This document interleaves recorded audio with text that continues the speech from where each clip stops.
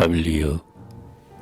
Pierre était un bûcheron qui n'avait que se cogner, et tous les ans environ ajoutaient à sa lignée, ni plus ni moins ignorant que sa femme Marguerite. Il n'était ni gros ni grand, ni travailleur émérite. Il faisait mince fagot, il gagnait salaire mince, et pour elle était un prince, on n'eût pas choisi Margot. Aussi le père et la mère restaient sur leurs appétits, pour donner, dans leur misère, la béquille à leurs petits.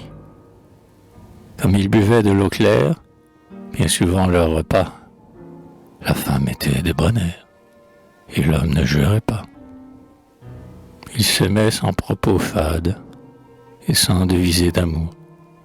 Ils vivaient au jour le jour, ils n'étaient jamais malades. Subissaient sans murmurer le mauvais temps et le pire, ne pensaient jamais à rire et ne savaient pas pleurer. Leurs enfants, d'esprit semblable et de corps peu différents, furent tous de pauvres diables, comme leurs humbles parents. Ils avaient la tête dure, l'esprit lent et routinier, le cœur rempli de droiture et la foi du charbonnier. Les filles étaient honnêtes, sans argent et sans talent. Elles n'eurent pour galant que leur mari, bonne bête. Et, sans hanter les savants, mirent simplement au monde quelques douzaines d'enfants à la face rubiconde. Au logis craignant d'avoir à supporter trop de jeunes, à la chasse du pain noir, les garçons partirent jeunes. Ils quittèrent demi-nus leurs parents, d'esprit farouche, ainsi qu'eux, ils firent souche de bûcherons ingénus. Lorsque Pierre et Marguerite moururent dans leur taudis, leur âme vola de suite aux portes du paradis. « Entrez, dit M. Saint-Pierre.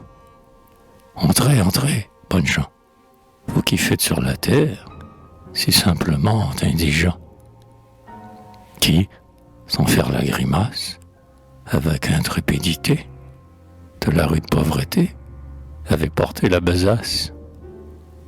Si dur que fut votre pain, vous l'avez mangé sans prendre celui de votre prochain, ni jalouser son pain tendre. Sans raisonnement subtil, sans chercher de route neuve, vous avez subi l'épreuve dans les sentiers de l'exil.